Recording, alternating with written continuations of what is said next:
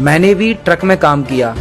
मैं truck conductor था, मतलब ट्रक ड्राइवर होता है ना, फिर उसके बगल में नहीं होता, समझ गया हम। वो स्टेपनी खोलना। हाँ। मैं था एक जमाने में, तो मेरे को पता है मेहनत क्या होती है, काम क्या होता है। हाँ बिल्कुल ही असत्य बात है। इस जमाने में हमारे साथ ये बहुत मेहनत का काम करते थे हमारे ट्रक के साथ। मैं ड्राइवर और एक कंडक्टर हुआ करते थे। तो चलो गुरु और चेला की कहानी विस्तार से सुनते हैं। जय माता पिता की दोस्तों। अपने जीवन में हर एक इंसान कुछ न कुछ एक बड़ा काम कर ही देता है, जाने अनजाने में कैसा भी हो। सेम घटना हमारे साथ भी हुआ है।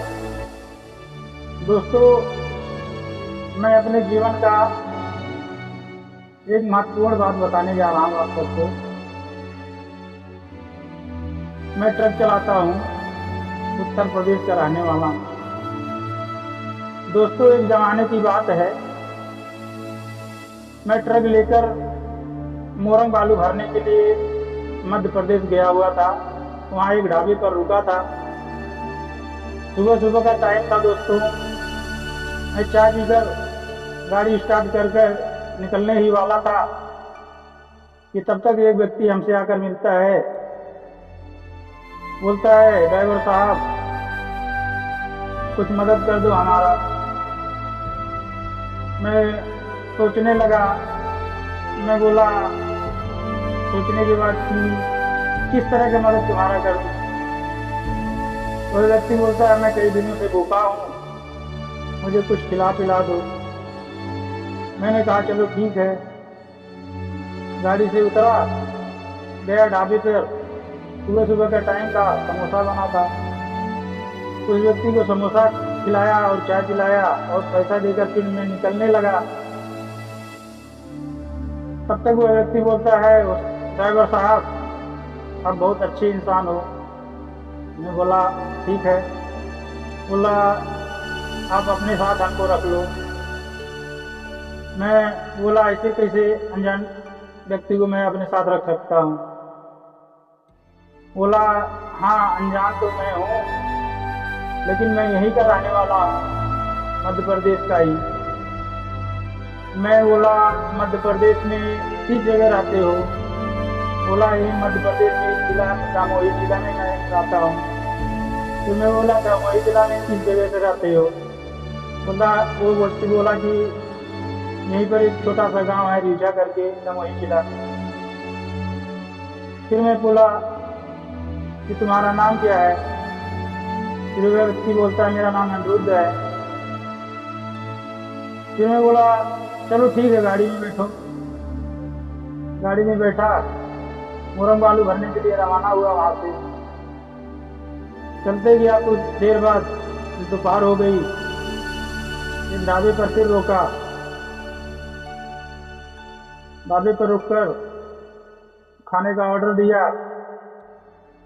मैंने दाल रोटी का ऑर्डर दिया। मैं बोला तुमको जो खाना हो बोल दो।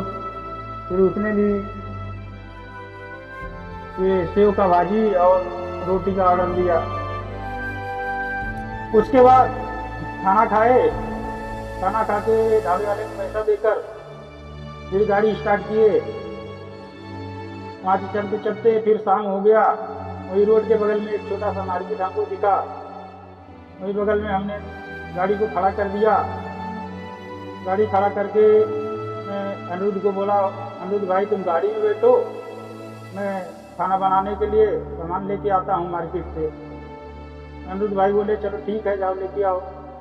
मैं गया मार्केट, वहाँ से कुछ सब्जी लिया। वहीं बगल में देखा बकरा कटा हुआ था, तो 3 पाव मैंने बकरा लिया, क्योंकि बहुत दिनों से बनाया खाया नहीं था, होटल में ही खा रहा था, हाथ का स्वाद नहीं मिला था।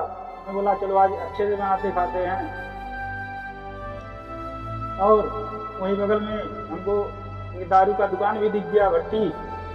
वहाँ से गया, 2 पौवा लिया। 1 पौवा तो वहीं पे मार दिया, 1 पौवा सोचा खाने के साथ पियेंगे। फिर मैं लेके आया गाड़ी के पास। गाड़ी से चटाई बर्तन स्टोव सब नीचे उतारा। फिर मीट का थैली हमने थाली में पलटा, उसको धोने लगा। तब तक अनिरुद्ध का नज़र पड़ता है, बोलता ड्राइवर साहब ये क्या लाए हो। हमने कहा कि ये बकरे का मीट है, बनाएंगे खाएंगे। बोला नहीं उस्ताद, हम इसको छू भी नहीं सकते। हमको गुस्सा आ गया, मन ही मन गुस्सा करने लगा। बोला, हमने कहा आखिर क्यों नहीं खाओगे, क्या परेशानी है तुमको। उसने कहा उस्ताद मुझे भूख नहीं है, तुम बना लो खा लो, हम नहीं खाएंगे। हमने उसको प्रेशर देना चालू कर दिया।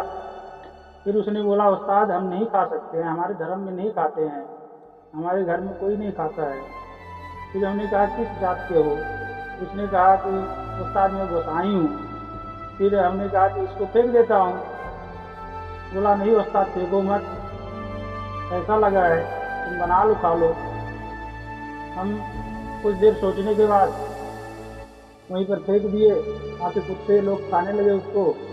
फिर आलू गोभी का सब्जी रसेदार और चावल बनाकर हम दोनों खाए, खा के सोने लगे।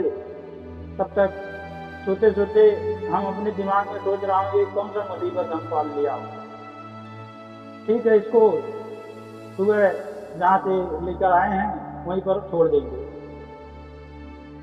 फिर सो गए।